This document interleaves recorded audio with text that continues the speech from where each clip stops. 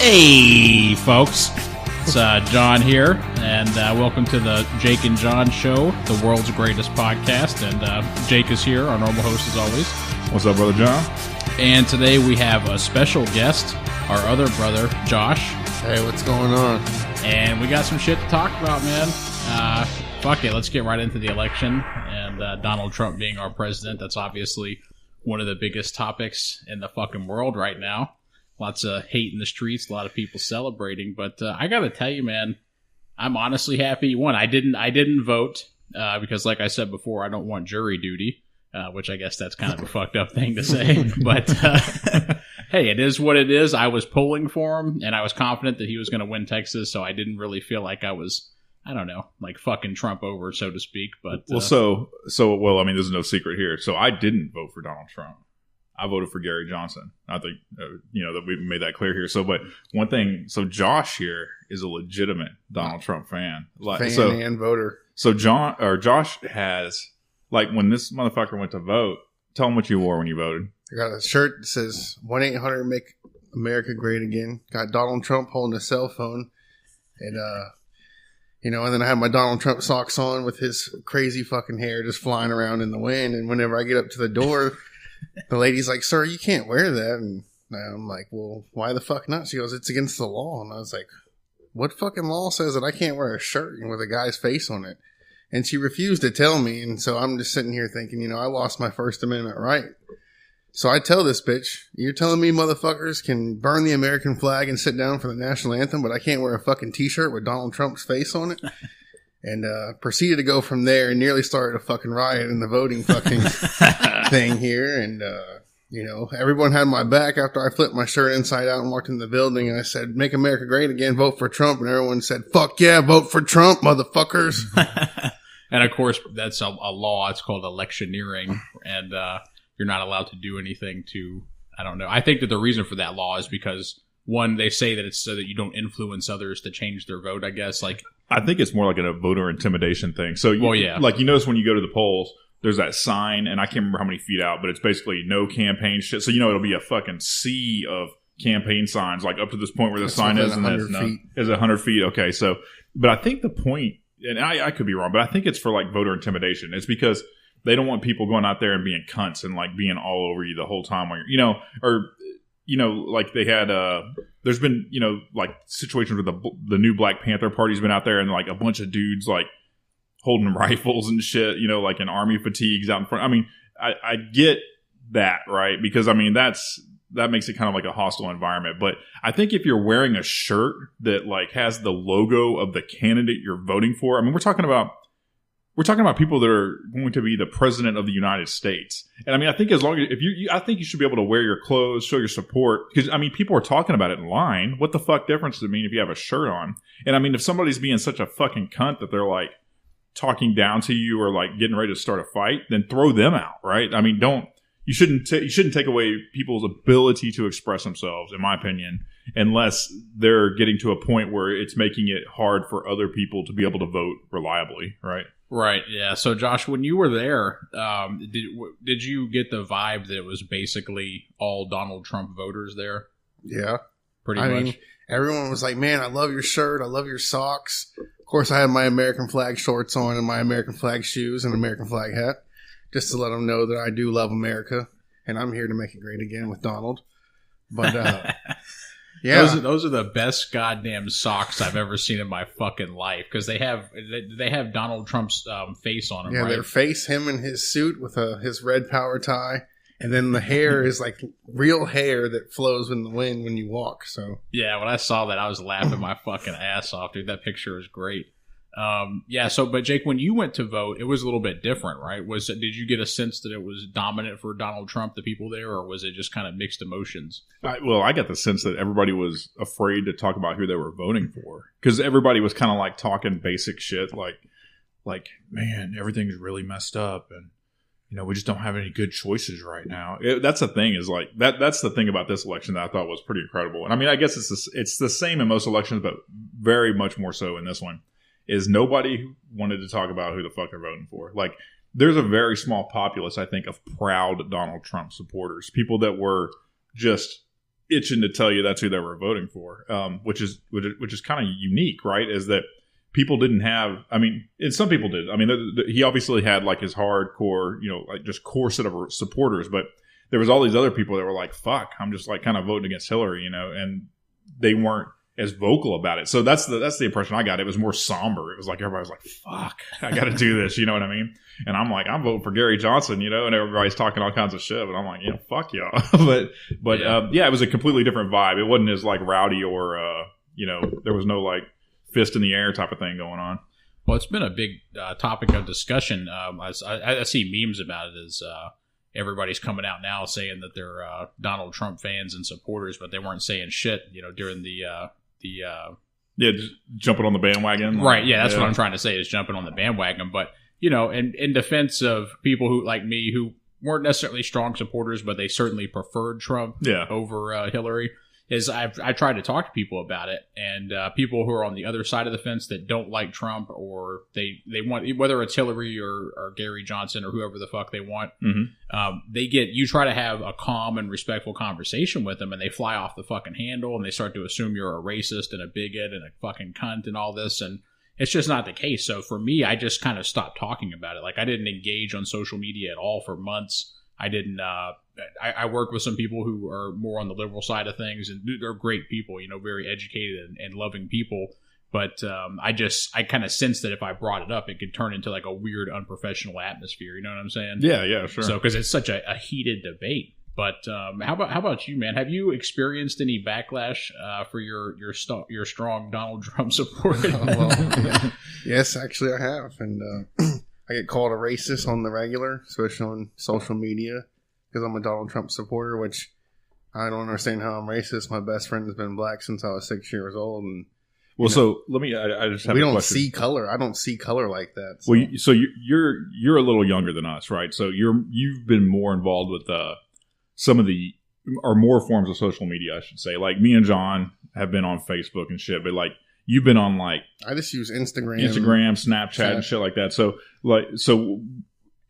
I guess tell me more about how like where you've been called a racist. Is this where somebody's like commented on your picture on like on a Instagram or something? Like someone's commented on a post or and they're like, "Oh, you're a fucking racist, you fucking white boy," blah blah blah. Now, are these people or like random people that just see people I know, and then random people as well? Like if I put a hashtag and they find the picture and they're like, "Oh, you're a fucking white boy," blah blah blah, and you're a fucking racist, and I've made no racist comments in my thing. I'm just like, Trump, let's make America great again, and then I'm getting called a fucking white boy and I'm racist, and I'm just like, where the fuck is that coming from? Like I'm not racist at all. Like. Were any of these people like close friends to you, and like you never had any issues until the whole Trump thing came about? No, because my friends know that if they get too fucking crazy, we'll just take it outside. And I know that you're speaking the truth of that because I know that you've had some brawls in the front yard with your friends. But that's what makes that's what makes us best friends is we can throw down and then go drink beer afterwards and talk about it. And yeah, it's hard to argue that, but. So this whole fucking thing is crazy, and right now, I don't know if it's exactly right now, but I know last night and then sometime today there's protests in the streets. I have to assume it's still going on. And one thing I was thinking was kind of strange is that in California and in New York, there's a shitload of people in the streets protesting and blocking traffic, and some people being cunts, some people just marching, expressing their opinion about everything.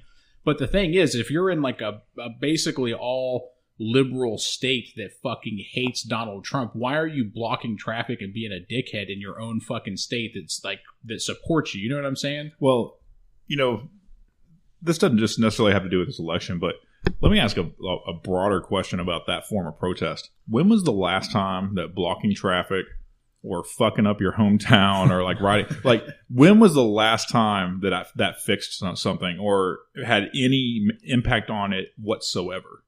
I'll wait. Yeah, I have no idea, man. I can't say anything, but the funny part to me is that most people, like, I guess they don't know that Donald Trump used to be a Democrat, and then now the only reason I think he ran as a Republican is so he could beat Hillary. So yeah, I don't know.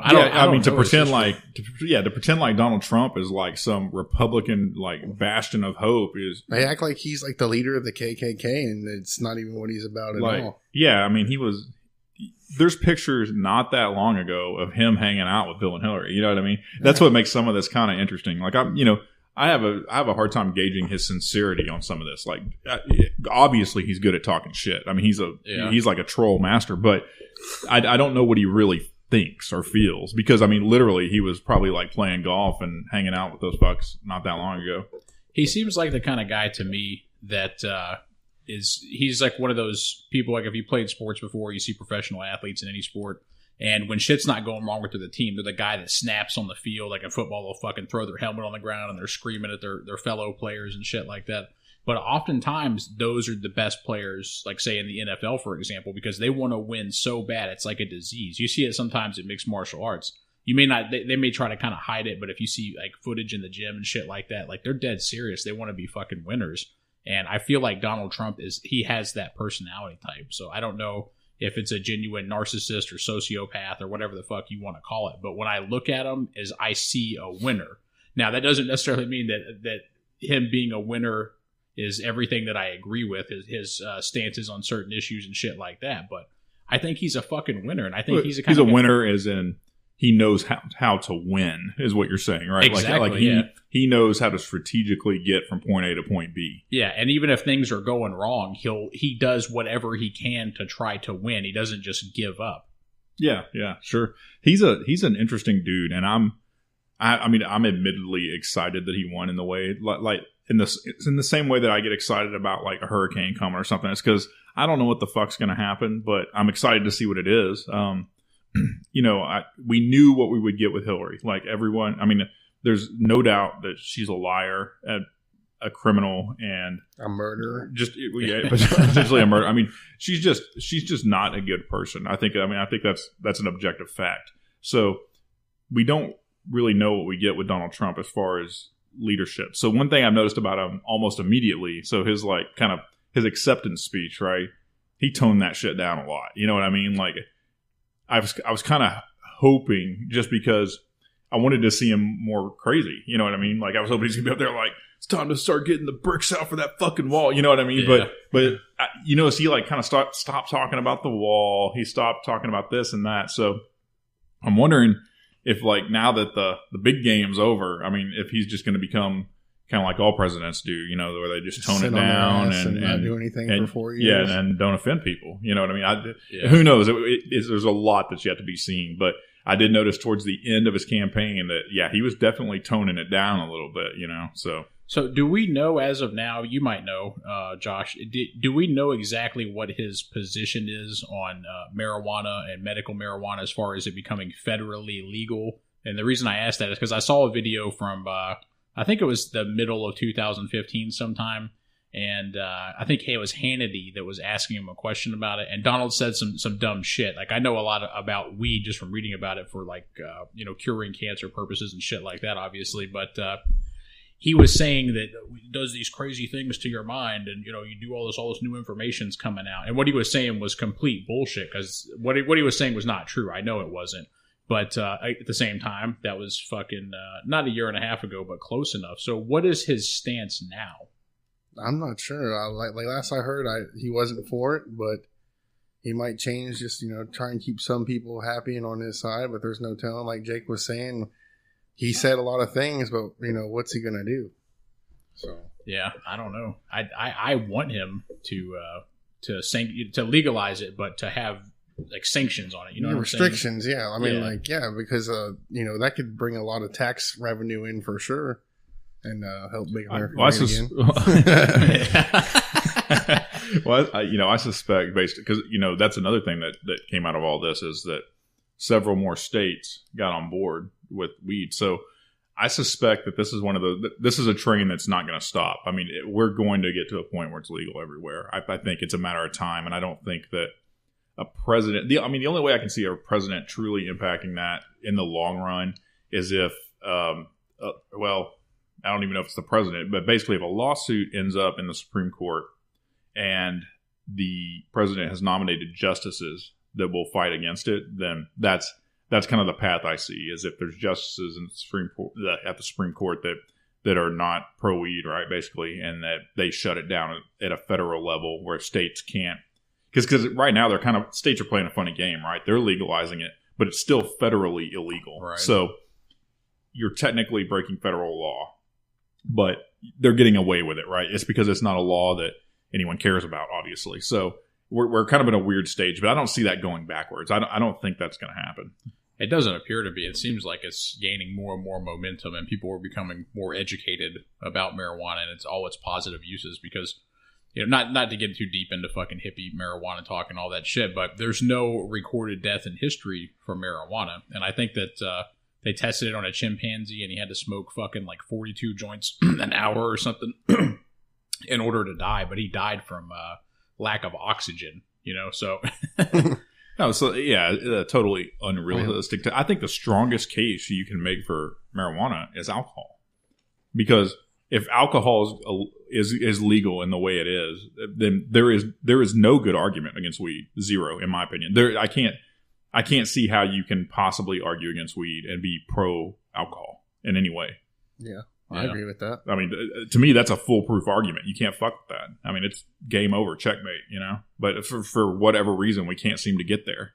Yeah. So, Josh, you work deeply in the oil and gas industry.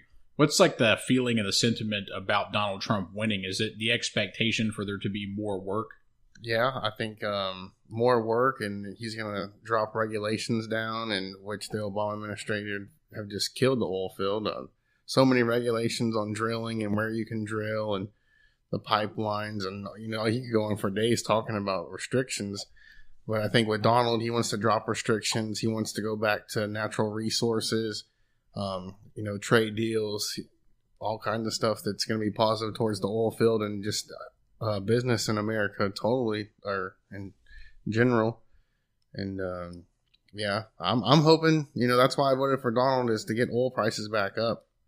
And, that was my main thing. And plus, he doesn't give a fuck what anybody thinks what he has to say. Yeah. So that's another thing, too. He tells everyone to go fuck themselves, fuck off, or fit in. And that was funny. You made a post on social media yesterday, and I forgot like what it said exactly, but I saw the hashtag on there, and it said hashtag fuck off or fit in. Dude, I was fucking crying, laughing. I was like, dude, if you ran for president, that's like the best fucking slogan in the world. It's pretty hilarious. Yeah.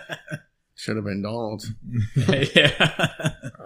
But so what else was I gonna say? I was gonna say something about the fucking I don't remember.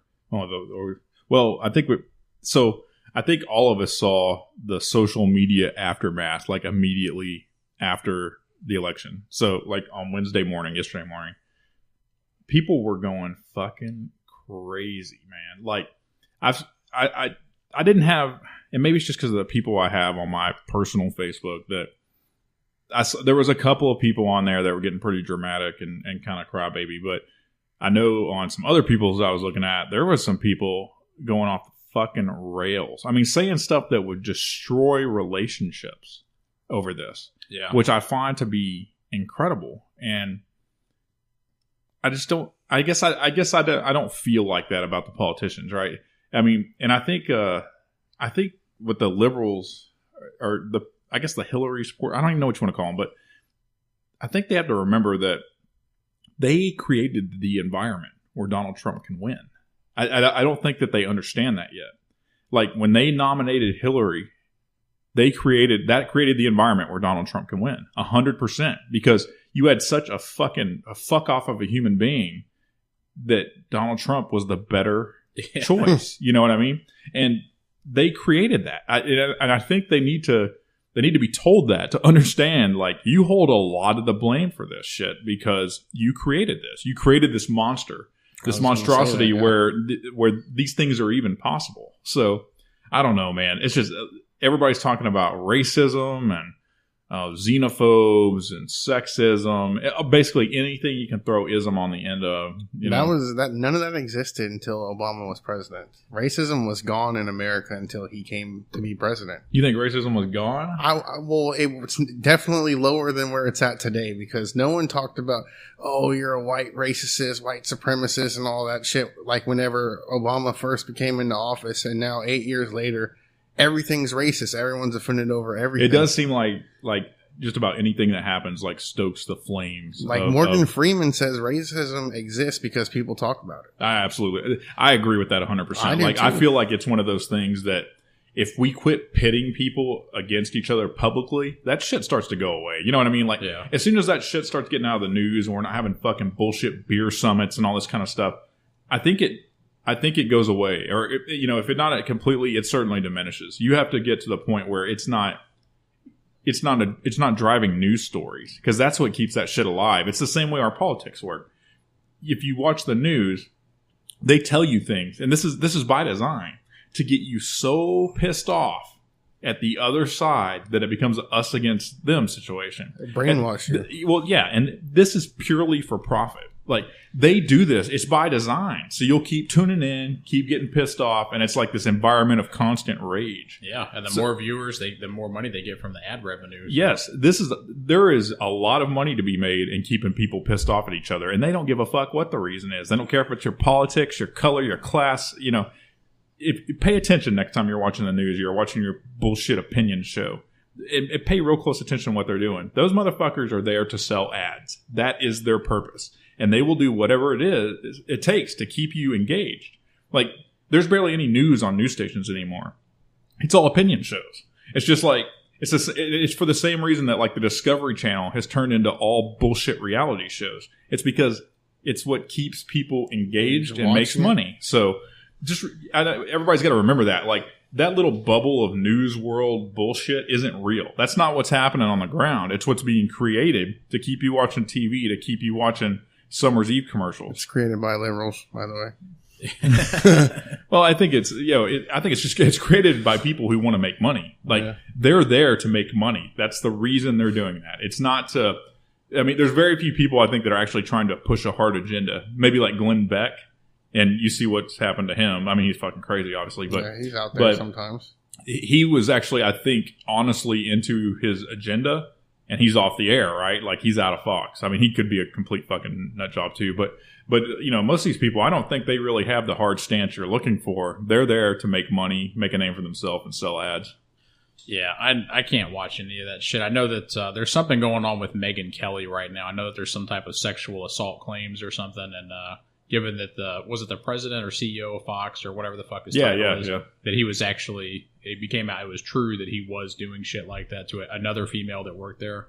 I know it was enough that he was asked to step down, and then I believe there was a huge settlement over that too, like $20 million or something. So, that doesn't absolutely necessarily mean that he did something, but it seems plausible. That's a lot of action to take if they didn't think anything went down. So. Yeah, it seemed like Megyn Kelly sort of turned on Trump in a sense, and I get it because she was offended by grabbing by the pussy and a few other things. She was always anti-Trump. From the very beginning. Was she? Well, remember they did was it the first debate? I believe she's the first one that came at him. Man, was like, you've talked about women like this. That's when he made his Rosie O'Donnell remark, was in response to Megyn Kelly, because she was calling him out on some of the shit he has actually said. Have you seen her locker room photos that she has taken, and you can find them on the internet? Who?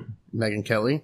Was it like nudes or? Like, it's pretty close. They're like Sports Illustrated fucking centerfolds. Is it like professional photos? They're professional photos. So this isn't like I took this in the bathroom and sent it to the hubby kind of picture. So, yeah. So, it's the same thing with like Miley Cyrus with a big blow up dick, and then on stage, and then she's like, Donald said mean things about women, but I'm not here in the fucking panties and a blow up dick and my fucking pussy's hanging out dripping. And, but we talked about this a little bit earlier, and we may have even covered this on a previous podcast, but I think we should bring it up again. If you're a fucking billionaire and you're world famous, there are women in this world, nice looking women, that will, and I quote, the word let is super fucking important there, will let you grab them by the pussy. It is a fucking fact. Anybody who's ever been out to clubs and some kind of big shot or something shows up, like I was at this kind of popular bar in New Jersey, and this football player from the Eagles showed up. He's the white guy, and he made a racist remark at a Kenny Chesney concert. I can't think of his name, but I think he was a pretty good player. But anyway, he's a good-looking guy, big in shape guy. And he got there, dude, and there was chicks all on this motherfucker, just like straight up on his shit. And so I'm not standing up for what Donald Trump said or anything like that. I mean, obviously, it's not a good thing to come out in the news, but the fact of the matter is there are women out there who want you to do that. And I know that sounds crazy as fuck, but I've seen it right in front of my face. And so I don't know. I don't know if he was just talking shit, like how guys sometimes, when you're around a group of guys, we just talk shit. Everybody knows that you're just fucking around or being overly stereotypical just to make a joke work in conversation. You're just fucking around. You know what I'm saying? So I don't know, man. I think that at this point, the grab him by the pussy, it's a hilarious thing to say, but I don't really think people can hold it against Donald Trump whenever you look at the context in which he said it and who he is.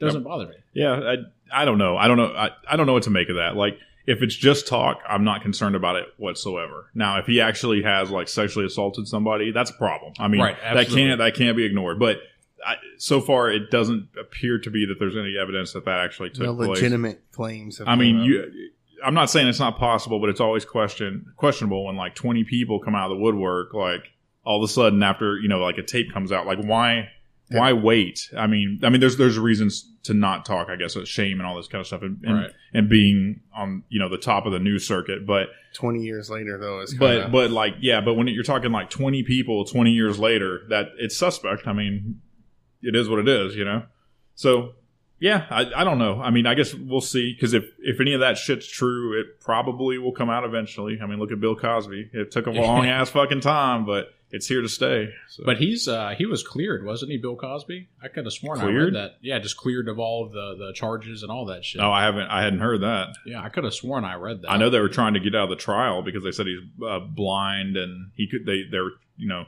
basically saying he couldn't get a fair trial. I know they were trying to call a mistrial, but I hadn't heard anything. Like he's not in a proper state of health to or something like that. But that motherfucker's like 80 years old, isn't he? Yeah, I think he's in his 80s. Yeah, somewhere there. He looks old as shit. I'm still trying to figure out what the fuck she was doing, like going up to his hotel room at 1 o'clock in the morning and not expecting the dick, Yeah. See, this is the thing. I don't ever want to tell a woman that she's lying if she's been sexually assaulted, because if she has, that's fucked up. Yeah. That's a huge no-no. You can't do that.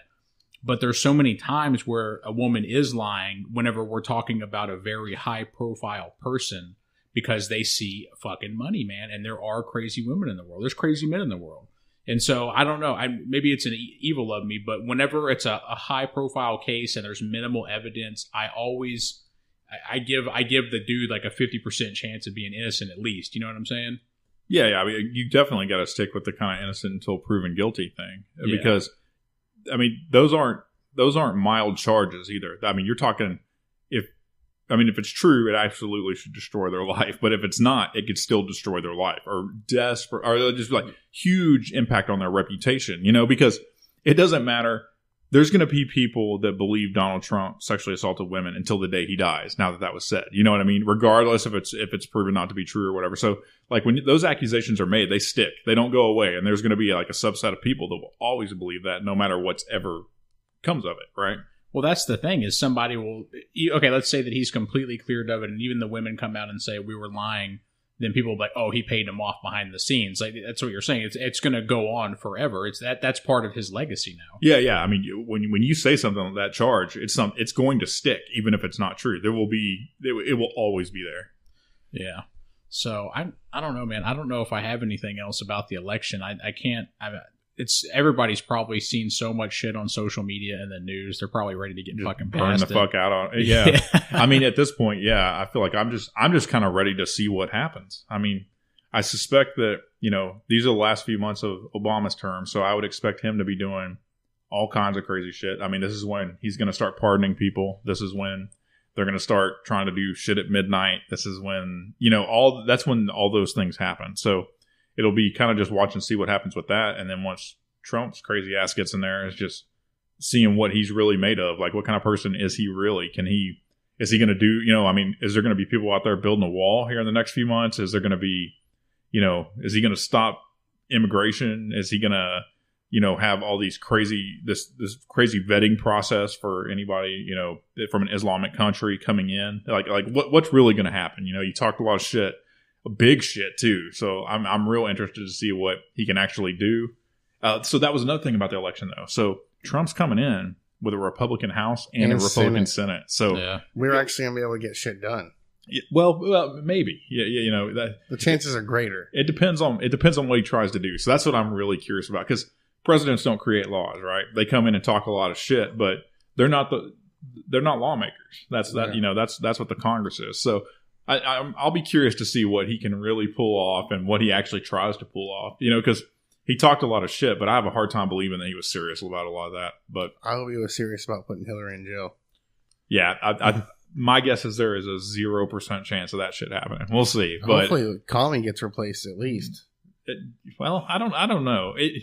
That's such a weird. That's a whole other ball of wax there. But I don't know. We'll see what happens. I'm just gonna kind of sit back and watch. I'm not gonna be too concerned with it. I'm ready for the entertainment for sure.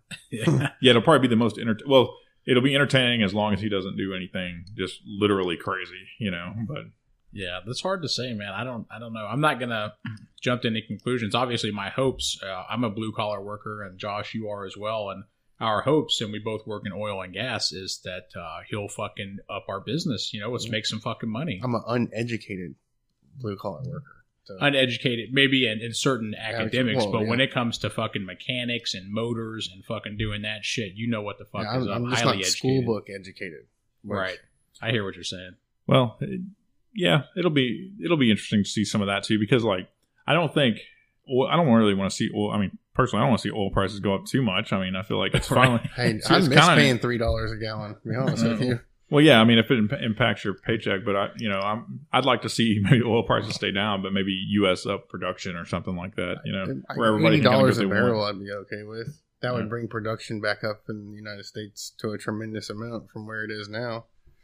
It's a great word, tremendous. Tremendous. It is tremendous. Our Tremendous is about to be a tremendous country where everyone's proud to say the Pledge of Allegiance and stand up for the flag and get goosebumps when they hear the national anthem like they used to. That's what I'm looking forward to. When you were out in the oil field recently, as a part of your job, as you go out there and you do what you do, were you talking to any of the other guys out there or girls or whoever works out there, and what were their stances on Trump? Were they basically all pro Trump? Some were and some weren't. I was in West Texas, and there's a lot of Latinos over there, and a lot of them were for Trump, and a lot of them weren't, and a lot of the white people out there were for Trump, and a lot of them weren't. Oil fields kind of mixed. But everyone out there really, we had the same goal, and that's for oil prices to go back up, so we could all go home and feed our families. Right, fucking A. So that was out by Midland somewhere. Yeah, right? Midland, Odessa area. So what? I've never been there. I don't think. What is it like a podunk type of place where there's really not anything going on, or? It's hard to describe. It's a big small town like Midland, Odessa. It's like Fort Worth and Dallas 65 years ago, probably. And it's like on the verge of the desert too, right? So it's on the verge of the desert, and like the hill country kind of like. Yeah. It just depends, and it's beautiful over there. It's just. It's not fully developed. Well, I don't think there's a lot out there outside of the oil business. So, it may even be an oil town. It almost is an oil town, yeah. Yeah, because I don't think there's just shitloads of places to work out there, outside of the oil industry and stuff. So, unless the oil industry is doing good, it's just not going to grow. It's going okay out there. There was a lot of rigs standing. That was a good sight to see. It was you look in each direction, you can see 10 rigs, and you haven't been able to see that in the last year and a half. That's for sure. I'm guessing I probably haven't been. I've been to Midland, but it's probably been. It's probably been 20 years now that I think about it. So it's been a while. So it's all right. It's a decent place to stay. Yeah. Do they have? Is it fucking? But it's not like here where we're at now. Like, if you look at the mall and all that shit around it, it's just fucking, I don't know, it's like booming civilization and yuppies all over the fucking place. No, it's different. They're I mean, they got oil rigs at the airport, you know what I mean? They're very proud of oil over there. There's pump jack, murals all over downtown, and everything's oil field related, and everyone out there is very proud of, being oil related and oil field, so it's not like you go downtown and you see graffiti and, fucking, what is that shit? Be great or whatever. Be someone. You don't see shit like that over. Right. Which I guess that's cool and shit, but. Is there people fucking, riding horses down the street and shit? No. Not No, like actually, you know that you say that, I didn't see one fucking horse in Midland. When I was in the oil field for a very, very, very short period of time, and I was down by Mexico in those little towns. I don't even remember the fucking names of them, but it was like they were lost in time. They had almost no modern stores. Like if they had anything modern, it was basically fast food places, Burger King or McDonald's. I've been in that area too, and Yeah. I know what you're saying. Like you go to the gas station, and there's like gas, and there's like bags of chips, and like one cooler of sodas, and they got like 4 different brands of cigarettes, and like you can get Copenhagen or Skull, and that's pretty much it if you dip. Yeah. And those fucking cities I went through, they all looked the fucking same. And they were depressing as shit, especially because of the landscape. The buildings look like they're from the fucking 30s or 40s or some shit, but they haven't been maintained. You know, if they've been maintained, it might be like a cool area. But everybody you see there just kind of looks miserable to me. I don't know, man. But I was just thinking when I was there, these people got to get the fuck out of here, man. I hope they at least have the fucking internet. I'm sure they do, you know. But like, what are you doing here, man? Fucking join the military or do something. Get the fuck out of here. That's the way it feels to me in a lot of like the small town areas when you go out there. Well, and I think what it is that, and you know, when you get into those kind of more rural areas, you have all these families that have a shitload of land and that just gets passed down, right? So somebody might be sitting on hundreds of thousands of dollars worth of land, millions of dollars even, you know, so they just stay there. And billions of dollars of oil rights. But and you know, and most of them, it's kind of the same thing. Is there's not very many places to work. So outside of like cattle and oil and stuff like that, there's just nothing there. So that's kind of what everybody does, except for the people that are very poor, you know, that kind of end up in the little old where the cities are, usually the inner city, you know, of a small town or whatever, where you know all the old ass houses are and everything. So yeah, it does seem like you just need to get the fuck out of there. I mean, unless you just really love, like, you're really into cows. And the best part about being out there is no fucking traffic. Doesn't matter what time of the day it is. There's no fucking traffic. There's usually one stoplight, if that, maybe a stop sign. Well, it's because there's nowhere to fucking go, though. Yeah. I mean, you know, like, why would you? Hey, dude, after being in Houston for like a year, and then you go out there, it's fucking peaceful. It's enjoyable for me. I mean, it is depressing, like the setting, but like after you get past the setting of that, like, and you're just like driving and it's open, it's just peaceful. There's no assholes cutting you off and flicking you off and shit like that. I guess, like, I do appreciate the kind of quietness of the country and small towns and stuff, but I guess there's still a part of me though that like I like having shit around me. Like, I like the human interaction. You know, I like new and modern things, and I have an appreciation for both, but I don't think I'm in a place in my life where I could go live in the woods right now. I don't see that. Yeah, I couldn't do it at all. When I go to places like that, I get fucking depressed really fast. I mean, if it's okay, let's take Fredericksburg. What the fuck am I saying? Fredericksburg, Texas. That town, it's really cool, and but unfortunately, it's become sort of a tourist attraction. So it's lost some of the magic. Our grandparents lived there, so when we were kids, we would go there, and there was, I don't know, it was just like a little magical Christmas town. That's what it reminded me of.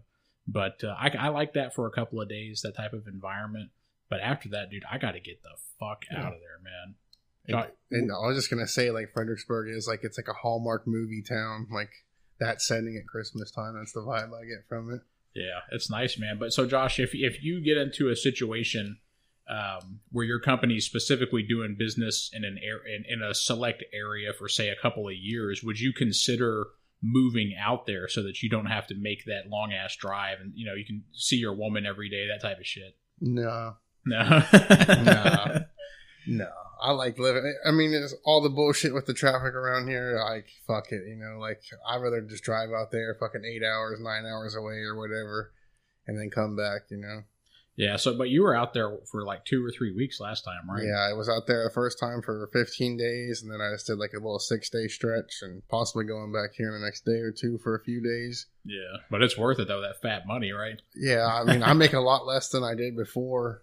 Like, oil prices dropped, so I took a 60% pay cut on field days. I'm not going to say how much I make, but it's still more than most people.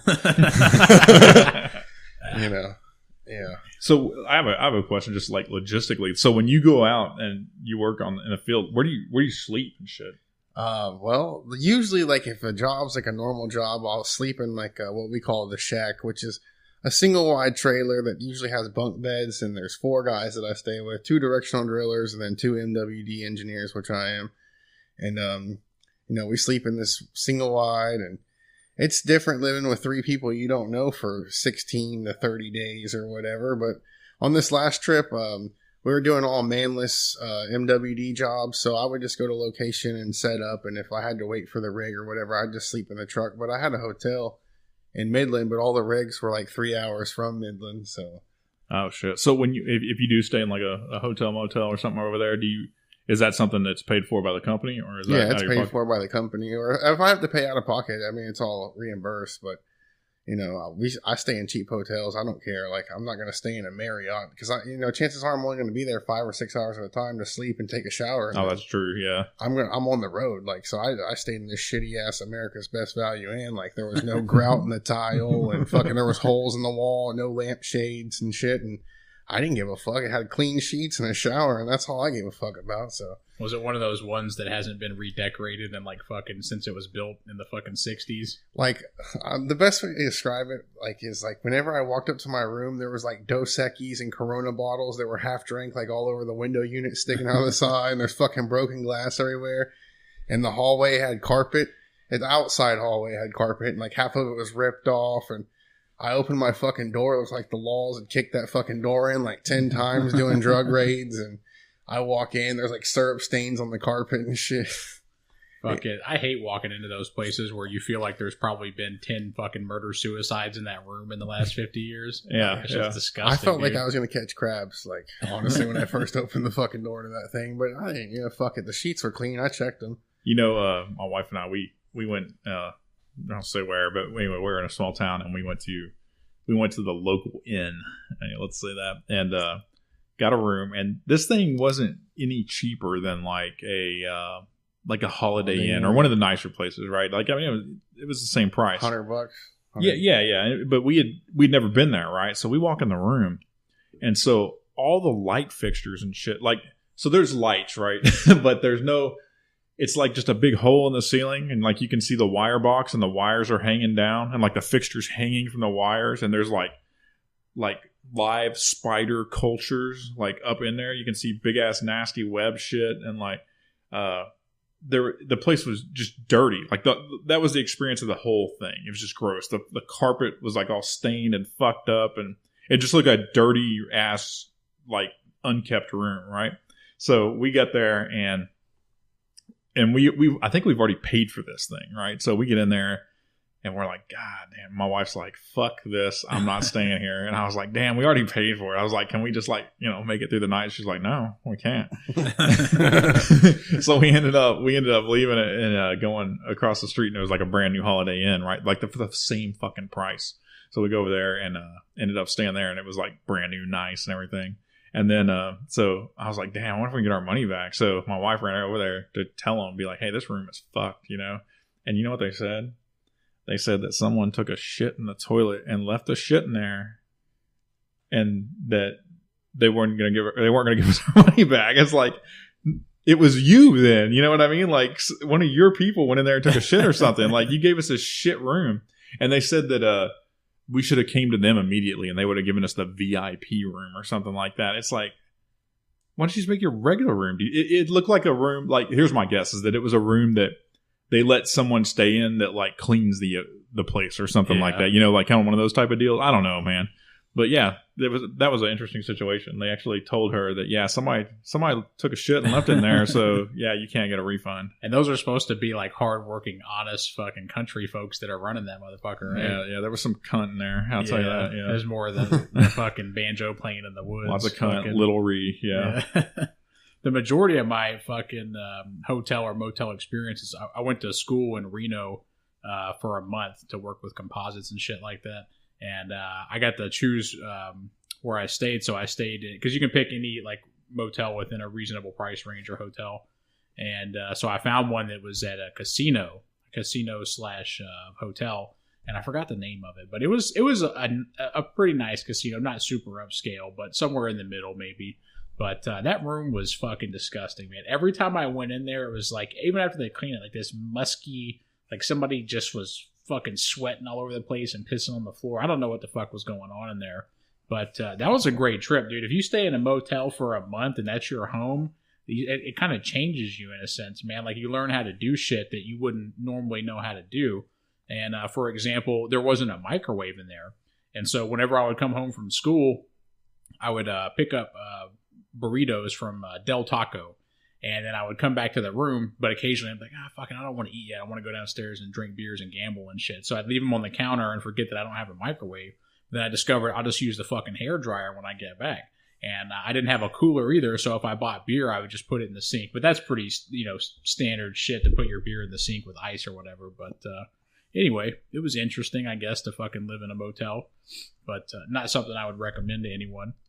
Yeah, we lived in a hotel for, I think, 2 weeks. It was when we moved into where we live now. We had sold our house, right? And we were selling and buying at the same time. So we didn't have a house for, I think it was 2 weeks. So my wife was like 8 months pregnant too. It was crazy. But we stayed in this place and it was, what are you doing? Farting over there? Lifting cheeks? No. But Yeah. you got a, You only shit my pants. no, but this place was hilarious. So it was a newer place, and it kind of looked like the Alamo. It was kind of, it was like stucco Alamo looking, but the inside was painted fucking crazy. Like the roof inside the room was painted like clouds. Yeah, it was like the inside of what's that casino? What I'm talking about in Vegas, where Paris, I think, or whatever, where it has the clouds painted on the ceiling. So it has clouds painted on the ceiling. And it has like I can't remember exactly what it was, like a jungle scene or something painted on the walls. So it was just, I don't know, it was just really bizarre place that we lived at for like 2 weeks, and it was surreal. I don't know, it was weird having that, like not having a home, and we're like, man, you just felt like a vagabond, man, living in this weird. And it wouldn't have been so strange if the place hadn't looked so weird, Yeah, especially when you wake up and you're itchy. Yeah, there's no telling what the fuck's going on in there. And I do like staying in hotels and shit like that, but like for me, I think after about a week, I'm done with that shit. Or at least staying in the same place, because it takes me like a good 2 days to get used to it, to where I can actually like sleep fairly decent. But then, after that, it kind of homes in. But then, I don't know, something about not being in your own bed and all that. After about a week, I think I'm about done with. Yeah, I'm done with any type of cheap motel unless there's some kind of national disaster, because I assume that there's cum everywhere. I think that most people probably assume that, and it's probably true. If you have a motel that's been up and running for 20 or 30 years, on average, each room probably has at least 1,000 cum shots on it somewhere. The walls, under the bed, fucking who knows where, right? So I don't. There's something about that. Some people say, "Oh, it's just cells and molecules, bro. It like evaporates and just fucking crumbles, turns into dust, something like that." But that shit goes into the air filter, bro. You breathe that shit. Exactly, dude. You're fucking inadvertently taking shots in the mouth. I don't know, but yeah. So, I wanted to ask you, man, Josh. You're a hunter and have been successful with it in the past. So how does this work? So the deer season with bows is over, but you can hunt with rifles now. Is that what it is? Well, it just depends on where you live, really. But bow season starts the first weekend of October and ends the first weekend of November, I believe, in our area. But after bow season's over and you can start hunting with a rifle, you can still legally hunt with a bow. You can hunt with a bow all year long, unless it's muzzleloader only season. Which, it really depends on what part of Texas you're in or what state really you're in, whether you can hunt with a compound bow or a rifle. And, everywhere has different regulations depending on deer population and stuff like that. But, so you can hunt with a rifle November 1st through, I think, the end of hunting season. But at the end of November, you can no longer take does. You can only take bucks. But other counties have extended doe seasons, and the reason you can't hunt does after November is because they get pregnant. Oh, right. Okay. And they don't want you to shoot a pregnant doe, and then you lose reproduction of a fawn for the following year to keep the deer population going. I've been meaning to ask you this too. I've gone out hunting. One of our family friends is a really good hunter, and he was showing me the ropes, but we never saw anything. But for one thing, it's because I never went out there at the right times. But anyway, so you've killed a deer and you've slaughtered them, or is that the right term? Field dress would be the politically correct term.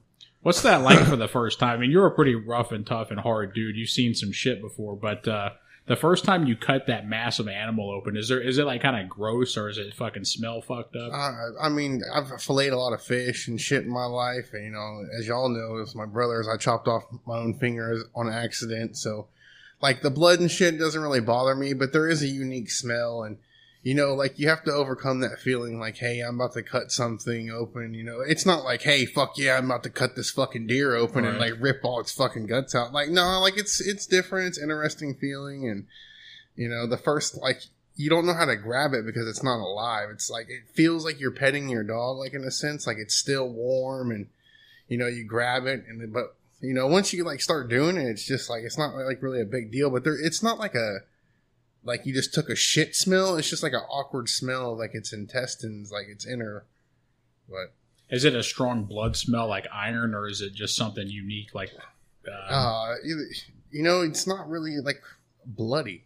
I guess there isn't a scent. It depends on where you shoot the deer. Like the one I shot, the way I shot it, the whole body filled up with blood instead of it bleeding out while it was running away. That one smelled like real strong of iron, but I skinned a deer for David. He was like, you know, to get more practice in, and it didn't really smell like blood that much. It just had like it's an interesting smell. It's indescribable.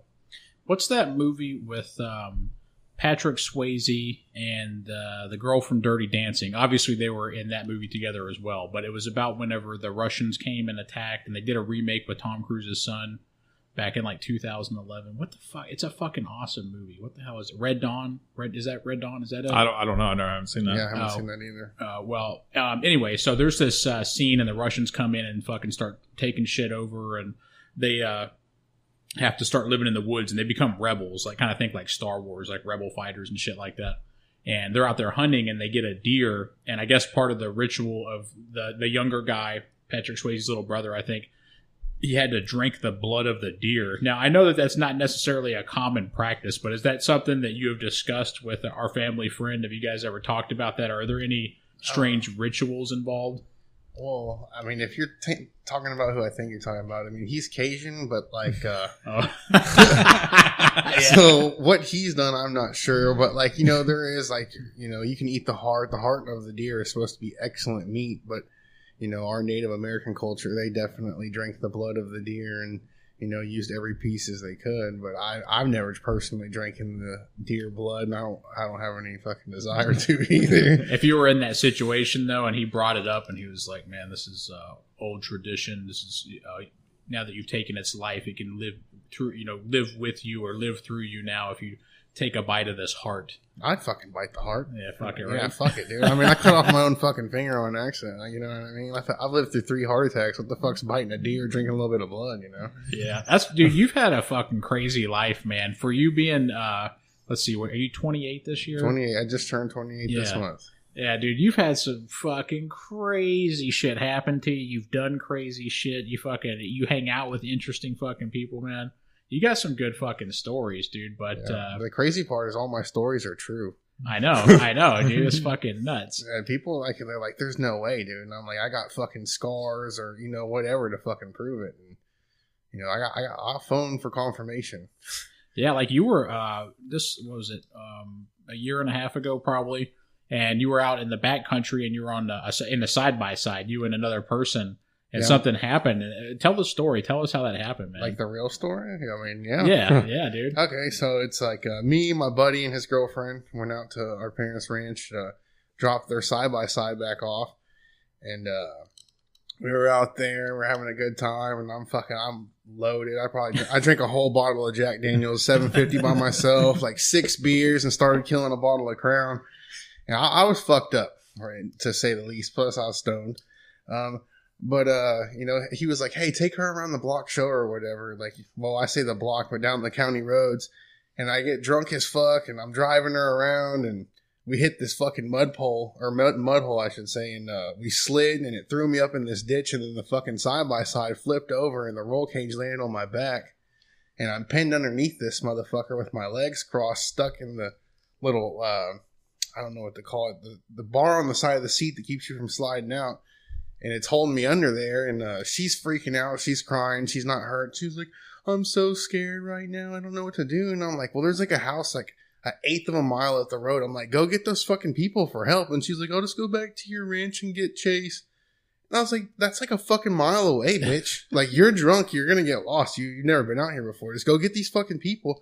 We're in the country. It's okay. They'll help us. So these people come out, and I'm stuck under this thing for like a fucking hour and a half. Like, no bullshit. And this is summer, right? This is summer. It's 100 degrees outside. I'm fucking sweating like a whore. I'm drunk as fuck. And it's dark, too, isn't it? It's dark. It's 11 o'clock at night. All I want to do is smoke a fucking cigarette. And so I'm stuck. And then finally these people, they're like, all right, well, we can't get it off of you. We're going to get our tractor, and we'll put a chain around it and lift it up. So they proceeded like to help me and get their tractor and shit. And they finally like get the gator up. And then they're like, all right, crawl out. Well, my fucking legs are like numb. I didn't even know this at the point, but my right leg is fucking shattered. And so like I'm dragging myself out like fucking just doing it like a boss. Like a fucking zombie and shit. Yeah, dude. I'm drunk as fuck still. Like, you know, I'm just like, fuck it. You know, I don't give a fuck. I just want to get out and grab my cigarettes out of my pocket and fucking smoke a cigarette. And I finally get out from underneath that thing, and then like DPS shows up and an ambulance. And I'm like, fuck, I'm going to go to jail. I'm fucking drunk, DWI or whatever, fucking driving this side by side. Excuse me. And, you know, they're like, hey, are you okay or whatever? And the ambulance comes, and they're like, you need to go to the hospital and shit. And I'm like, no, I refuse service and shit. Like, I just let them bandage me up. And they were like, your leg's probably broken. I'm like, no, that's good. So I fucking stand up. And then I put all my weight on my right leg, not knowing that like all those bones in there are fucking shattered and shit. And like I almost collapsed, so I put my other fucking leg back down. I was like, no, I'm good. I can walk. And the DPS officer went over to the house and got Chase in the trailer, and they came and picked the side-by-side up. And the DPS officer was like, hey, did you want to file an accident report? And I was like, no. And he was like, all right, we all are good to go, man. He was like, y'all have a good night. So your buddy Chase took you back then after that? Yeah, he took me back to the house. We went to sleep. I woke up like 4 hours later, kind of sobered up, and like my fucking ankle was the size of a football. Jesus Christ. And I was like, holy shit. And I like looked down, there's blood all over my fucking leg and shit. So he takes me to the emergency room. And they're like, what happened? And I was like, well, I was drunk as fuck, and I flipped this side by side. And they're like, all right. So they're like fucking cleaning me up and shit, taking x-rays. And they're like showing me like all these shattered fucking bones in my leg, and my ankle's all fucked up. And then like they're about to release me, and the nurse is like, well, your leg doesn't look right still. There's something wrong. So she gets this doctor, and he fucking sticks his finger like halfway into my fucking leg and pulls out this big ass rock. Oh shit. And I was like, fuck. So they had to like wash that fucking thing out with saline and super glue it together. And I finally get released, and I just go back to the house and kick it, you know? That fucking, I know that wound that you had in your ankle area, that shit took like a year to fucking heal, dude. Still healing. Yeah, I remember I came over and I talked to you and I hung out with you for a little bit, maybe a day or two after that happened. I was like, Jesus Christ, that looks fucking terrible. But then I saw you probably 6 or 8 months later, and I hadn't really thought anything about it. And I saw it, and I was like, what the fuck? I was like, how did that not fucking heal? But that's still purple. Yeah, that's just to show you how fucking bad that was. And but that's crazy that happened to you, because that's like where you were, generally speaking, is probably about 3 or 3.5 miles from even a concrete road. Yeah. So you're out there on these dirt roads, and I've been out there, and I got lost. I lived out there for 3 fucking months. And I went to Walmart one night, and I was coming back, and I thought I was going to take. There's 2 main ways to get to the house from there, and I took the other way because I thought I knew where the fuck I was going, but I didn't. And I ended up driving like 5 or 6 miles down this dirt road, dude. And when you're out there and it's fucking 10 or 11 o'clock at night, and you don't know where the fuck you're going, it's not a good feeling, dude. So I can't even. You probably know a little bit better than me where you were going at that time, but it's not a good feeling to be out there, dude, because for emergency services to get to you, like, and especially in a situation like that, it's not going to be fucking quick, man. Yeah, I mean, like, those people called 911 as soon as I got in that accident, and literally, like, almost 2 hours later, they showed up. Yeah. So, but I wanted to ask you. So, whenever you were at the hospital and you told them what happened, you know, you were drunk driving a side by side. Like, when you told them that, did it seem like a common occurrence to them? Like, they're like, oh, okay. Can I say that they weren't surprised? They were like, why didn't you come to the hospital earlier? Were you drunk? And I was like, yeah. And they were like, well, at least you weren't drinking and driving up here. Yeah. And yeah, they weren't surprised. And then they were like telling me, like, you know, even though you have the little fucking orange triangle on the back, it's still illegal to drive that thing on a county road. And I was like, oh, well, fuck. The cop didn't give me a ticket. So I thought for sure I was going to jail over that whole fucking thing. Oh, I see. I don't know the rules with those roads, county roads. I just thought it was just fucking dirt roads that almost no one ever goes on. They don't give a fuck. Well, I think that's true. Yeah. I mean, anywhere else in Texas, like if you would have got like flipped a fucking side by side drunk and DPS comes out there, you're going to fucking jail. You're getting a DWI fucking minimum, Yeah. And that dude was like, "Do you want an incident report?" And he was like, "Y'all are good to go." Yeah, that town though is a strange fucking place, man. Whenever you go into is it called the town square, like downtown? Downtown, yeah. And there's like a junk shop there and a cafe. It's something like you would see in a fucking Steven Seagal movie, where like the one I think he gets a concussion and he ends up in some bumpkin fucking town or something like that. Yeah, that's exactly what it is. And you meet some strange motherfuckers out there. It's like kind of stereotypical in a sense, and it's not to say that they're bad people, because I don't really think that they are, but it's just weird when you're so far removed from that for most of your life, and then you go out there, you're like, holy shit, this fucking actually exists. Yeah. Yeah. Yeah. But, I want to know what the, not to get back on politics too much, because I don't want to fucking piss people off, but what is the general feeling Crockett about Trump? Surely they're fucking ecstatic, right? That's the city we're talking about is Crockett, by the way. Dude, that's got to be Trump country, man. That's Trump country out there. Is it? Yeah, like last time I went out there to go hunting, they're fucking like, there's not like signs like you see in like the yard. We're talking about like fucking banners that people have put in their pastures that are like Trump Pence fucking 2016 make America great again. Like they're fucking proud. And they got American flags hanging and Texas flags, and everybody out there, they're super patriotic and they love our country, which everyone should that lives in America, or they can get the fuck out. That's the way I look at it. I mean, if you don't love our country and you want to change it to make you feel comfortable, then you don't belong here. You move here to live the way we live, and we're not going to change the way we live to make you comfortable. I'm sorry. Yeah, that's just not how it fucking works. I agree with that. I mean, if you get your citizenship and you're a full-on citizen and you want to make some minor changes here and there. Yeah, exactly. I get that, but don't come over here. Fucking, don't come over here demanding fucking Sri Lanka law or whatever the fuck it is. It's close enough. Did you say Sri Lanka? Sri Lanka, Sharia. I don't know. I speak fucking English. Yeah, no, I hear you, man. Fucking. Yeah, I don't fucking. I try to stay really open-minded, just kind of in the middle. I think that's probably how most average people feel. But I'm not down with that shit with motherfuckers coming over here, because it's like when you work somewhere and the new boss comes in and it's some young fucking thinks he's the shit, thinks he's a cunt, and your system is you're perfectly profitable. Everybody's happy. Everybody knows what to do. And he just tries to change the whole thing. He fucks everything up. It's the same fucking thing. It's like you gotta fucking earn your keep. You gotta earn your rank before you can start coming over here trying to make demands and shit. You need to fucking you can't come change the fucking system if you don't even know how it works. Like, yeah, take that shit back to Sri Lanka, motherfucker. I mean, not that I have anything wrong with Sri Lanka. I have a homeboy from Sri Lanka. He's cool, but just locker room talk. Yeah, just locker room talk. Not proud. He probably voted for Trump too.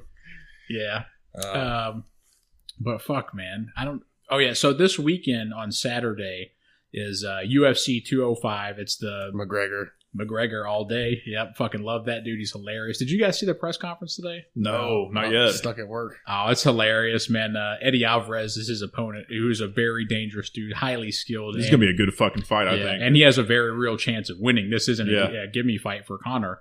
But the press conference was fucking funny. I only saw the clips from it. But, I don't want to spoil it for you guys, but I got to tell you this. He fucking shows up and he's wearing this massive white fur coat. But the thing is he's late as fuck. And so his opponent, Eddie Alvarez, who was there on time, is like, fuck this. And he walks off stage because he knows what Conor's doing. Conor's fucking with him. Yeah. And so Conor walks in after Eddie's already walked off the stage and gone wherever the fuck he went. And he's like got his arms up in the air with this big fucking white fur pimp coat on and shit. The crowd's going crazy. And he's just kind of eyeing everybody and fucking celebrating. And he picks up the mic and he goes, "Sorry, I'm late. I don't give a fuck." And the fucking crowd just went berserk, dude. And then the normal antics ensued. Eddie Alvarez came back and, they talked some shit to each other and fucking, it was entertaining, man. But in the highlights that I saw from it, Conor completely fucking owned him in the shit talking back and forth, which is to be expected, of course, because he is literally the greatest shit talker of all time. All respect to Muhammad Ali, and Chael Sonnen, but Conor McGregor is the fucking GOAT when it comes to shit talking. Yeah, dude. So, speaking of Saturday, I think we're going to record another podcast that day.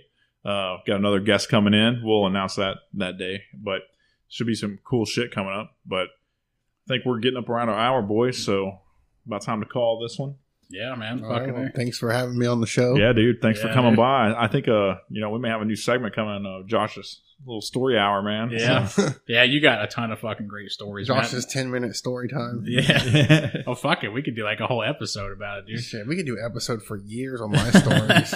Well, let's fucking do it then. Yeah, we're excited, man. I think we're gonna start getting a lot more guests in here. We were talking about it last time, and I think we're ready to step it up a little bit. We're finally getting the hang of some of this. Yeah, we just wanted to kind of get our footing and know what the fuck we're doing, and not to talk over each other in dead air and shit like that. But we got this, dude. It ain't that fucking hard. Yeah. All right, guys. Well, as always, check us out at jakeandjohnshow.com. We're on Twitter at Jake and John Show, on Facebook at Jake and John Show. If you want, leave us a voicemail at 804-557-4691. That's 804-JJ-SHOW-1. And I think that about wraps it up. You guys got anything else? God bless America, motherfuckers. I second that, and peace and hair grease. Take it easy.